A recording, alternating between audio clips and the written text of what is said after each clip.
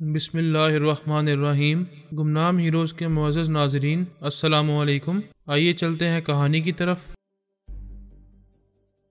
जे काफू ने अपना सफ़री बैग उठाते हुए कहा, पहले यहाँ से निकलो, हम सफ़र के दौरान में ये गुफ्तगू कर सकते हैं।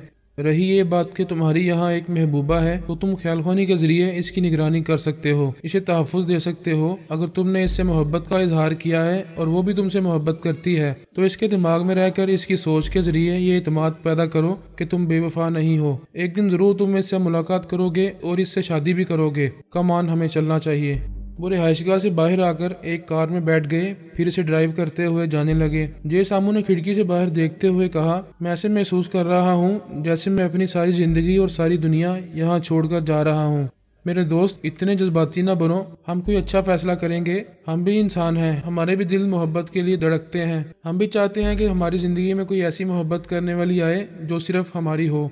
जे फ्लो ने कहा, दोस्तों, मेरी ज़िंदगी में भी एक खूबसूरत लड़की आ चुकी है। मैंने बहुत सब्र और ज़ब्त से काम लेते हुए इससे दूरी इख्तियार की है, लेकिन मैं समझता हूँ इससे हमेशा दूर नहीं रह सकूंगा। जब वो मुझे देखती थी तो ऐसा लगता था जैसे अपनी नज़रों के जरिए मुझे अपनी तरफ खींच रही हो और मुझे सारी दुनिया से बेगाना कर रही हो। जे काफू ने कहा, ताज्जुब है, तुम दोनों चुपके चुपके मोहब्बत करते रहे और मुझे पता न चला। तुम्हें इस वक्त पता चलेगा जब तुम्हारी ज़िंदगी में भी कोई एक मोहब्बत करने वाली आएगी। जे काफू ने एक जगह कार रोक दी, फिर पूछा, सामू, वो लड़की कहाँ रहती है? इसका क्या नाम है? इसके माँ बाप क्या करते हैं? इसका नाम मूना है, इसके माँ बाप मर चुके हैं। वो बिल्कुल तन्हा है, मछलियाँ सप्लाई करने वाले ठेकेदार के यहाँ मुलाजमत करती है और अच्छे दिनों की उम्मीद पर तन्हा जिंदगी गुजार रही है। क्या वो मुलाजमत छोड़कर और ये शहर छोड़कर तुम्हारे साथ जिंदगी गुजारने के लिए राजी है? मैंने इसके ख्यालात पढ़े हैं, वो मेरी मर्जी के मुताबिक जिंदगी गुजारने पर राजी हो जाएगी। तो फिर देर क्यों करते हो? इसे ख्यालखानी के जरिए अपने पास बुलाओ।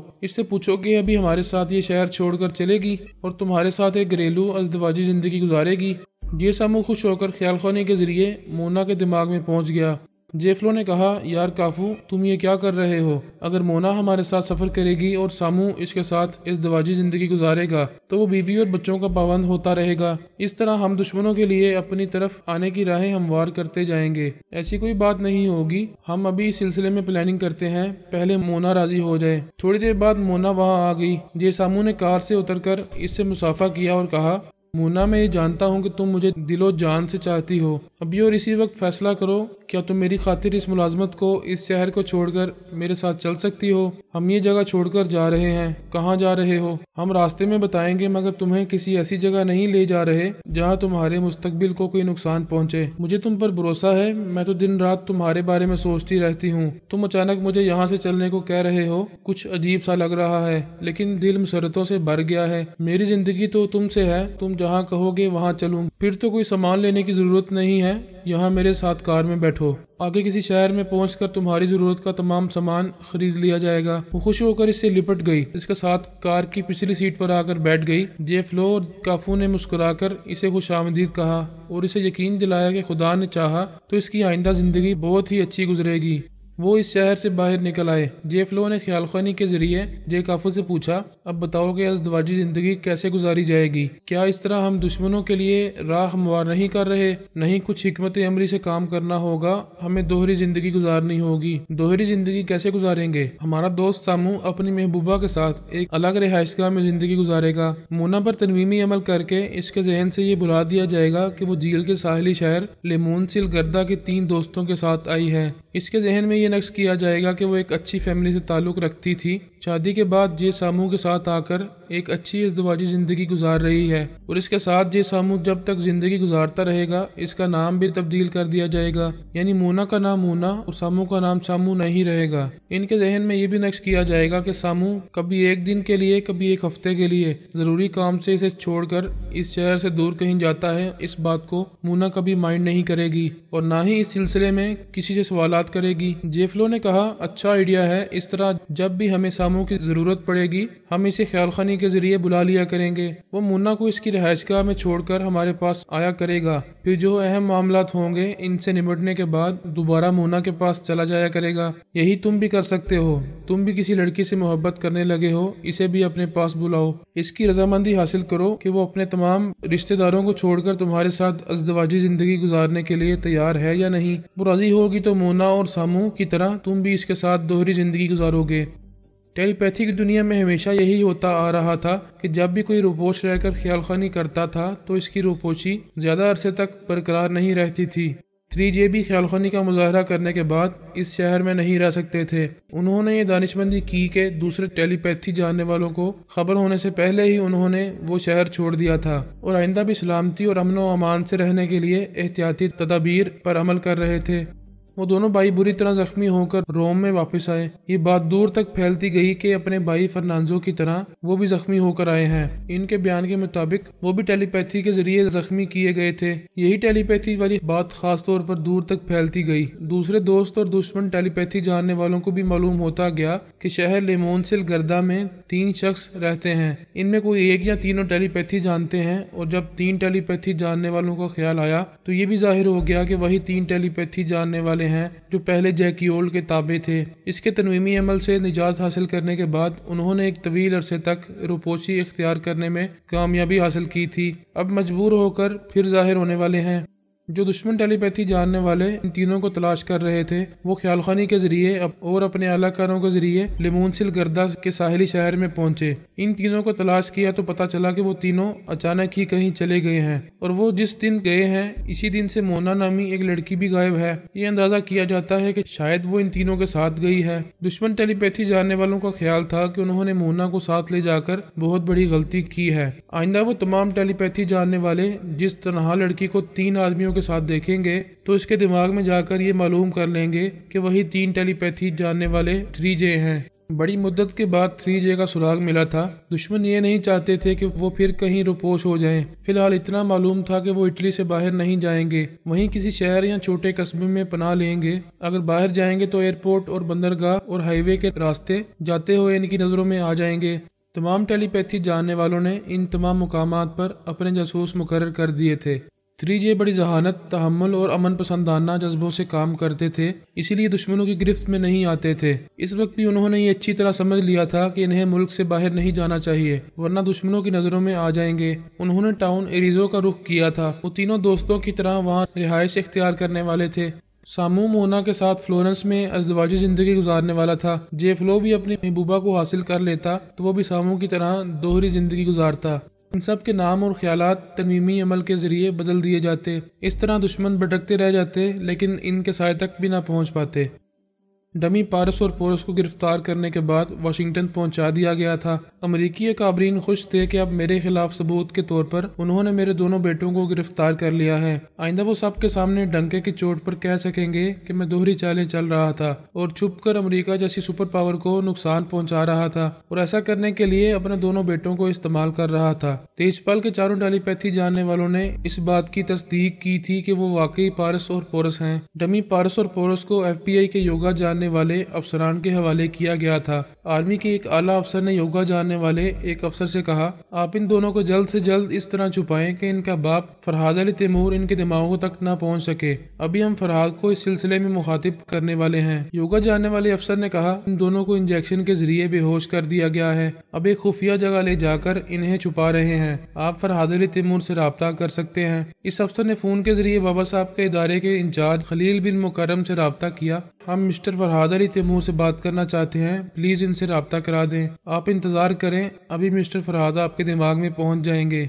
थोड़ी देर बाद मैंने इस आला अफसर के दिमाग में पहुंचकर कहा, हेलो, मेरी क्या जरूरत आ पड़ी है, क्या कहना चाहते हो? मिस्टर फरहाद, तुमने हमें बहुत नुकसान पहुंचाया है और हमारे करोड़ों डॉलर्स के जदीद असले का जखीरा तबाह करने के बाद भी ये बड़े फख्र से कहा था कि हम तुम्हारी इंतकामी कार्रवाइयों के खिलाफ कोई सबूत पेश नहीं कर सकेंगे। मैंने कहा, ये बात पुरानी हो चुकी है, कोई नई बात करो। नई बात करने के लिए ही आपको गुफ्तगू करने की रहमत दी है। अब हमारे हाथ ऐसे ठोस सबूत लग गए हैं जिनके जरिए हम आपको सिर्फ मुल्जिम ही नहीं मुजरम भी साबित कर सकेंगे।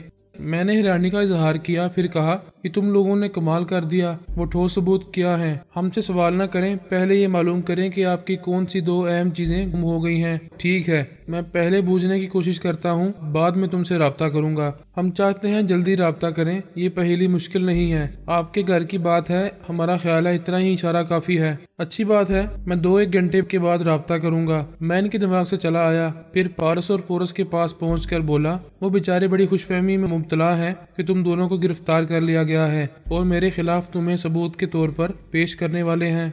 पोरस ने कहा, पापा वो आपको उलझाना चाहते हैं, अब हम इन्हें इस तरह उलझाएंगे कि वो सर पकड़ कर रह जाएंगे। मैंने कहा, मैं जानता हूँ तुम दोनों बहुत कुछ करोगे, बहरहाल मैं जा रहा हूँ, जो करना है वो करते रहो। मैं इनके पास से चला आया। वो दोनों एक बूढ़े मियाँ बीवी के मकान में पेइंग गेस्ट की हैसियत से थे। उन्होंने आर्जी मेकअप के जरिए अपने चेहरों पर तब्दीलियां की थीं। अब उन्होंने वो तब्दीलियां खत्म कर दी, अपने असली रंगो रूप में आ गए। फिर इस घर से निकलकर बजरिया कार एक तरफ रवाना हो गए। मुकामी इंटेलिजेंस के दफ्तर में आला अफसर के सामने वो हसीन जसूसा और लीजा बैठी हुई थी। लीजा को पारस ने चैलेंज किया था कि वो इसके भाइयों को दिलेरी से और इसे मर्दानगी से जीत लेगा, और हसीन जसूसा को पोरस अपने साथ एक होटल के कमरे में ले गया था। वो दोनों हसीनाएं ये नहीं जानती थीं कि अभी जानने के लिए बहुत कुछ रह गया है। इंटेलिजेंस के आला अफसर ने कहा, मैंने तुम दोनों को इसलिए बुलाया है कि तुम्हें ये शहर, ये जगह छोड़कर आइंदा 1-8 हफ्ते तक कहीं नहीं जाना है, क्योंकि फरहाद अली तैमूर के खिलाफ बहुत बड़ा मुकदमा दायर किया जा रहा है। इसके खिलाफ ठोस सबूत के तौर पर पारस और पोरस हमारी गिरफ्त में आ गए हैं। इस सिलसिले में तुम दोनों चश्मदीद गवाह हो। पारस ने लीजा को और पोरस ने हमारी इस जसूसा को बहुत परेशान किया है। तुम दोनों इन भाइयों के बहुत करीब रह चुकी हो और इनके खिलाफ बहुत कुछ बोल सकती हो। लीजा ने कहा, मुझे तो गुस्सा आ रहा है, मैं कुछ बोलना नहीं चाहती, इनका खून पी जाना चाहती हूँ। इसी वक्त इसके और हसीन जसूसा के दिमाग में ये बात आई कि इन दोनों को आला अफसर के पीछे वाली खिड़की की तरफ देखना चाहिए। उन्होंने इधर देखा। खिड़की के बाहर पारस और पोरस खड़े हुए मुस्कुरा रहे थे। नजरें मिलते ही उन्होंने अपना एक हाथ हिलाते हुए अपना दूसरा हाथ हाय के अंदाज में सीने पर रख लिया। वो दोनों बड़ी हैरानी और परेशानी से खिड़की के बाहर इन दोनों को देख रही थी। यकीन नहीं आ रहा था कि जो गिरफ्तार होकर वाशिंगटन पहुंचाए जा चुके थे वो इतनी जल्दी यहाँ कैसे आ सकते हैं। आला अफसर ने लीजा को और अपनी जसूसा को देखते हुए पूछा, तुम दोनों कुछ परेशान दिखाई दे रही हो, बात क्या है? सर वो इसने खिड़की की तरफ उंगली उठाई। आला अफसर ने पूछा, वो क्या, बात क्या है, बोलती क्यों नहीं हो? लीजा ने कहा, आप पीछे घूमकर देखें, खिड़की के बाहर वो दोनों खड़े हुए हैं। इसने अपनी रिवॉल्विंग चेयर पर बैठे बैठे घूमकर पीछे खिड़की की तरफ देखा, वहाँ कोई भी नहीं था। इसने फिर घूमकर इन दोनों से पूछा, कौन दोनों यहाँ थे? दोनों को क्या हुआ है? यहाँ तो कोई नहीं है। लीजा ने कहा, सर अभी पारस और पोरस वहाँ खड़े हुए थे, आपके घूमते ही वहाँ से चले गए, अभी इस इमारत में होंगे। आला अफसर ने अपने मातहत अफसर से कहा, फौरन जाओ और अपने आदमियों समेत हर तरफ इन्हें तलाश करो। मातहत अफसर वहां से चला गया। आला अफसर ने कहा, तुम्हारे कहने पर मैंने इन्हें तलाश करने के लिए भेजा है, लेकिन ये कैसे मुमकिन है? वो वाशिंगटन में FBI के हवाले किए गए हैं। वो ऐसी जगह है जहाँ से पारस और पोरस की टेलीपैथी जानने वाली पूरी फैमिली भी इन दोनों को रिहाई नहीं दिला सकेगी। जसूसा ने कहा, मैं जानती हूँ FBI वालों की कस्टडी से निकल कर आना नामुमकिन है। फिर इसने लीजा और अपनी जसूसा से कहा, वो तुम दोनों के हवास पर छा गए हैं, इन्हें अपने दिमाग से निकालो और काम की बातें सोचो। इस बात पर गौर करो कि अदालत में पेशी हुई तो तुम फरहाद अली तैमूर के दोनों बेटों के खिलाफ क्या कुछ कह सकोगी। वो दोनों एक दूसरे को देखकर सोचने लगी, ये हमारा वहम नहीं हो सकता, हमने पूरे होशो हवास में रहकर इन दोनों को खिड़की के बाहर देखा है। अजीब बात है, वो पलक झपकते ही कहाँ गुम हो गए कि किसी के हाथ नहीं आए। वो दोनों अस्पताल पहुंच गए। लीजा के चारों भाई बुरी तरह जख्मी होकर वहां पहुंच गए थे। मरहम पट्टी कराने के बाद इन्हें जरा आराम आया था। वो एक खुली बालकोनी में आकर बैठ गए थे और वक्त गुजारने के लिए पत्ते खेल रहे थे। इसी वक्त पारस और पोरस इस बालकोनी में आ गए। इन्हें देखते ही इनके हाथों से ताश के पत्ते छूट गए। वो सहम कर अपनी कुर्सी से उठ खड़े हुए। पारस ने कहा, तुम्हारी बहन तो कहती थी तुम चारों बहुत खतरनाक हो। तुम्हारा नाम सुनते ही बड़े से बड़ा मुजरिम रास्ता बदल कर चला जाता है और तुम्हारे सामने आने वाला मुजरिम खौफ से कांपने लगता है। अब तुम चारों हमें देखकर खौफ ज़्यादा क्यों हो गए हो? इनमें से एक ने कहा, मिस्टर पारस, आप हमसे ख्वामख्वाह दुश्मनी कर रहे हैं। हमने ये नहीं कहा था कि आप अपनी मर्दानगी और दिलेरी दिखाने के लिए हमारे पास आएं और हमें एक दूसरे से लड़ा कर इस बुरी तरह जख्मी कर दें। आप हमारी हालत देख रहे हैं। देख रहा हूँ और सोच रहा हूँ। अभी तो आराम से बैठे हो, यहाँ दिल बहला रहे हो। तुम लोगों को बिस्तर पर लेटे रहना चाहिए।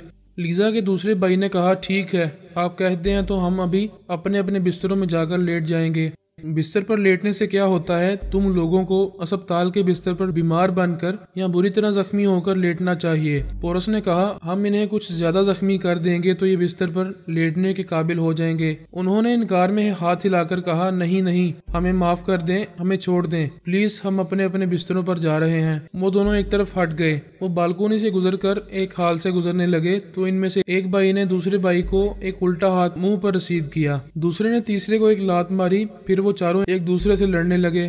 टेलीपैथी की कुव्वत इन्हें कुत्तों की तरह एक दूसरे से लड़ने और एक दूसरे पर भौंकने और एक दूसरे को काटने पर मजबूर कर रही थी। इंटेलिजेंस के आला अफसर के कमरे से लीजा और वो जासूसा जा चुकी थी। आला अफसर अपने मातहत से कह रहा था, पारस और पोरस की गिरफ्तारी के सिलसिले में पूरी रिपोर्ट टाइप करने के बाद मेरे पास लाओ, मैं दस्तखत करके इसकी एक कॉपी वाशिंगटन अरसाल करूंगा।